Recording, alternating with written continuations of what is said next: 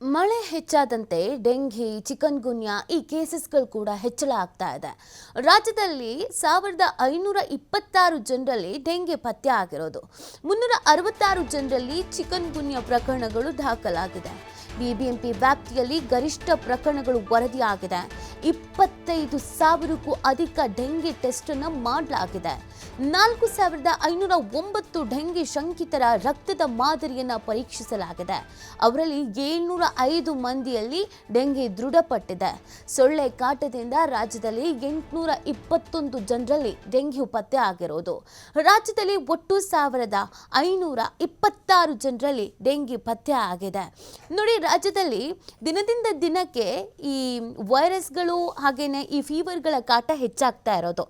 ಮಳೆ ಹೆಚ್ಚಾಗ್ತಾ ಇದ್ದ ಹಾಗೇನೆ ಡೆಂಗಿ ಚಿಕನ್ಗುನ್ಯಾ ಈ ಕೇಸಸ್ಗಳು ಕೂಡ ಹೆಚ್ಚಾಗ್ತಾ ಇದೆ. ಟೋಟಲ್ ಆಗಿ ನಮ್ಮ ರಾಜ್ಯದಲ್ಲಿ 1,526 ಜನರಲ್ಲಿ ಡೆಂಗಿ ಪತ್ತೆ ಆಗಿದೆ. ಅದರಲ್ಲಿ 366 ಜನರಲ್ಲಿ ಚಿಕನ್ಗುನ್ಯಾ ಪ್ರಕರಣಗಳು ಕೂಡ ದಾಖಲಾಗಿರೋದು. ಇನ್ನೊಂದು ಕಡೆಯಲ್ಲಿ ಮಲೇರಿಯಾ ಕಾಯಿಲೆ ಕೂಡ ಕಾಣಿಸ್ಕೊಳ್ತಾ ಇದೆ. ಕರೋನಾ ಬೇರೆ ವಕ್ಕರಿಸ್ಕೊಂಡಿದೆ. ವೈರಲ್ ಫೀವರ್ ಅಂತ ಕೂಡ ಸಾಕಷ್ಟು ಜನ ಬಳಲ್ತಾ ಇದ್ದಾರೆ. ಬಿಬಿಎಂಪಿ ವ್ಯಾಪ್ತಿಯಲ್ಲೇ ಗರಿಷ್ಠ ಪ್ರಕರಣಗಳು ವರದಿಯಾಗಿರೋದು. 25,000ಕ್ಕೂ ಅಧಿಕ ಡೆಂಗಿ ಟೆಸ್ಟ್ ಮಾಡಲಾಗಿದೆ.